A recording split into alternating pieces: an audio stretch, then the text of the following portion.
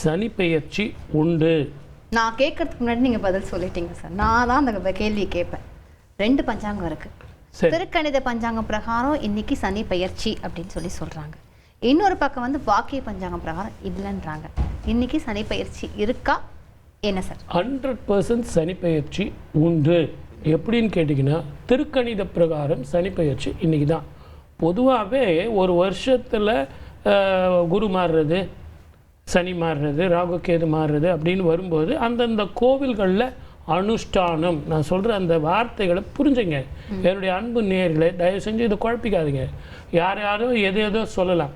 இது ஏற்கனவே இந்த எக்ஸிஸ்டிங் முறை இருக்குது. இப்போ வந்து நம்ம புதுசாக ஒன்றும் சொல்லலை. வாக்கிய பிரகாரம் கோவில்களில் வந்து செய்கிற அனுஷ்டானங்கள் கோவில்களில் வந்து முடிவு பண்ணுறதில்ல. இப்போது நமக்கு ஜோதிடம் பார்க்குறவர் வந்து பொதுமக்கள் பார்ப்போம் இல்லைங்களா? இந்த நிகழ்ச்சி பார்த்தீங்கன்னா ஏதோ சனீஸ்வரரை வந்து நான் எப்போங்க கும்பத்தில் இருந்து மீனத்துக்கு போகலாம் அப்படின்னு அவர் நம்மக்கிட்ட வந்து பலன் கேட்குற மாதிரி இருக்குது. இப்போ எல்லாரும் சேர்ந்து அந்த மாதிரி பண்ணி விட்டாங்க. நான் வாக்கிய பிரகாரம் போட்டுமா, திருக்கணித பிரகாரம் போட்டுமா, நான் எப்போங்க போகிறது, இல்லை திருநள்ளாறில் சொன்னால் தான் நான் போகணுமா? கண்டிப்பாக அந்த கன்ஃபியூஷன் இருக்கும்ல சார் எல்லாருக்கும். கன்ஃபியூஷனுக்கு இடமே இல்லைங்க. கோவில்கள்ங்கிறது ஆன்மீகம்.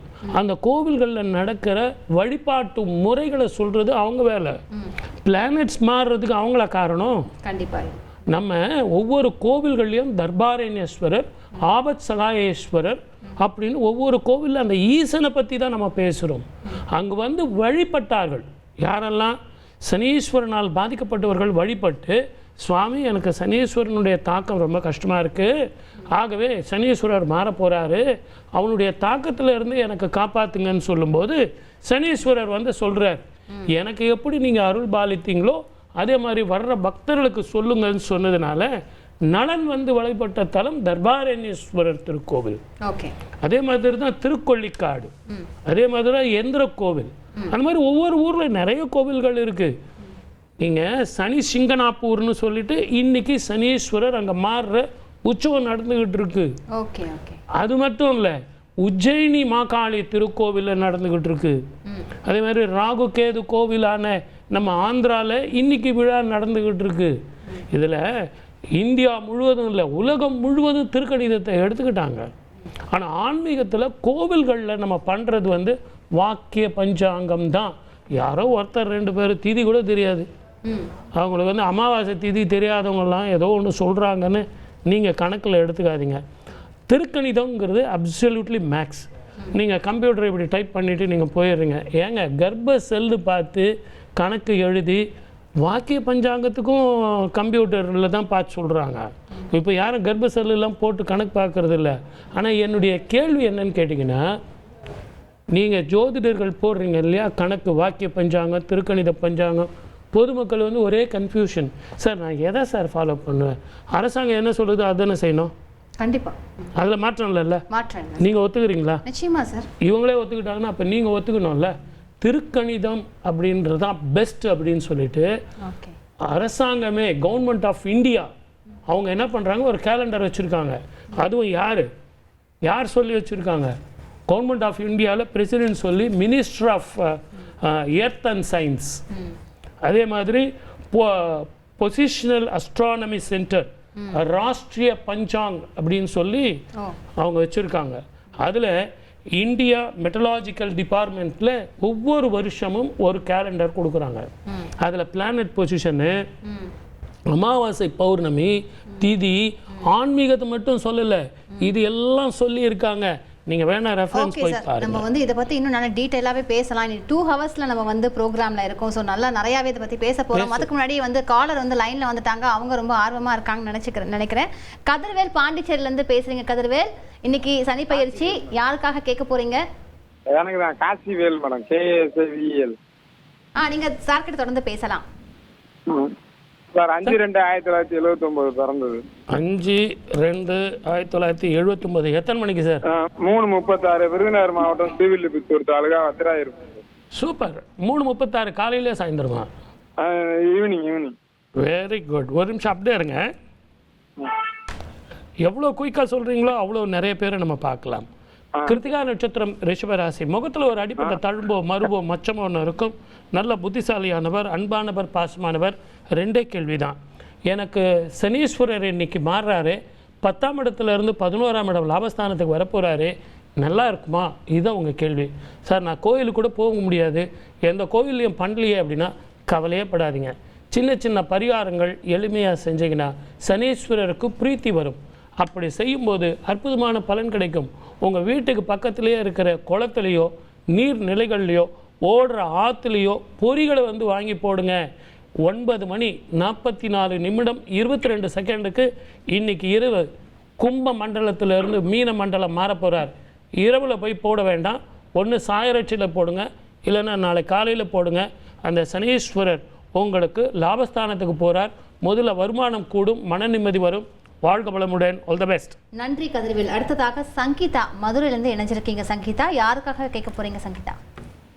எங்க வீட்டுக்காரருக்காக கேட்கணும் மேம். உங்க வீட்டுக்காரோட டேட் ஆஃப் பர்த் கொடுங்கம்மா, டைமோட கொடுங்க, சார் கிட்ட பேசுங்க, குயிக்கா கொடுங்க. வணக்கம் மேம், சொல்லுங்க மேம். வீட்டுக்கார் பிறந்த தேதி 5/7/1983 சார்.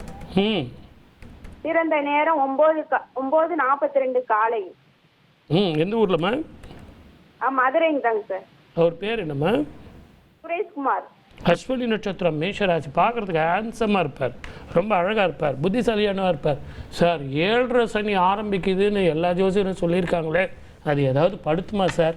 இதுதானே பயம்? ஆமாங்க சார். வேற ஒன்றும் அதை கவலையே படாதீங்க. அதுதான் இந்த 1 நிமிட ஜோதிடம். இது 2வது சுத்து. இது பேர் பொங்கு சனின்னு பேர். பொங்கு சனி எங்கே இருக்காருங்கிறது உங்களுக்கு தெரியும்.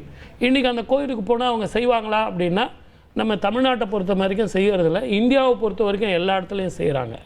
இருந்தாலும் ஒரு எளிமையான பரிகாரம் நான் உங்களுக்கு சொல்லித்தரேன். முடிஞ்சால் நீங்கள் இன்றைக்கி வேண்டாம், இந்த சனிக்கிழமை ஞாயிற்றுக்கிழமை, நாளைக்கு கூட ஞாயிற்றுக்கிழமை தானே, வைத்தீஸ்வரன் கோவிலுக்கு போயிட்டு அந்த குளத்தில் வெள்ளத்தை கரைச்சிட்டு அந்த சுவாமிக்கு வெளியே வரும்போது ஒரு பட்டு அங்கவஸ்திரமோ பட்டு வேஷ்டியோ ஏதோ ஒன்று உங்களால் முடிஞ்ச வரைக்கும், இல்லை சாதாரண கம்பி வேஷ்டியோ சுவாமிக்கு 9/5 சுவாமிக்கு கொடுத்துட்டு வாங்க. முதல்ல வருமானங்கள் கூடும், மன நிம்மதி வரும், கோபம் போகும், வருமானங்களில் நிம்மதி வரும். வாழ்க வளமுடன். All the best. நன்றி சங்கீதா. அடுத்ததாக சதாமணி கோவையிலேருந்து இணைஞ்சிருக்கீங்க. சதாமணி, யாருக்காக பேச போறீங்க? எங்க பொண்ணுக்காரங்க. ஓகேங்க, நீங்க உங்களோட பொண்ணோட டேட் ஆஃப் பர்த்லாம் கொடுங்கம்மா.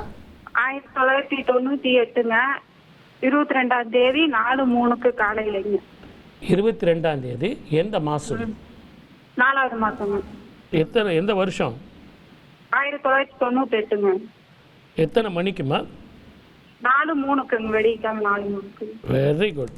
இந்த புதன்கிழமை காலையில் தானே? வெடிஞ்ச வியாழக்கிழமைங்க.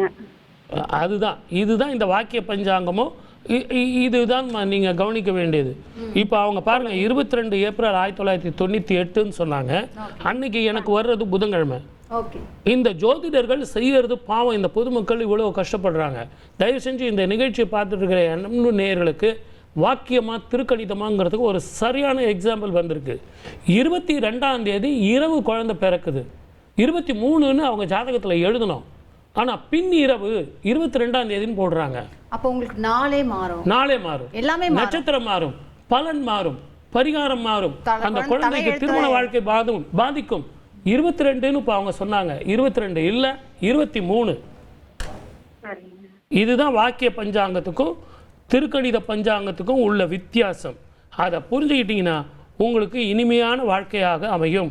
அக்யூரசி, திருக்கணிதங்கிறது அக்யூரசி. இவங்க ஜாதகத்தில் சதய நட்சத்திரம், கும்பராசி. கரெக்டாமா?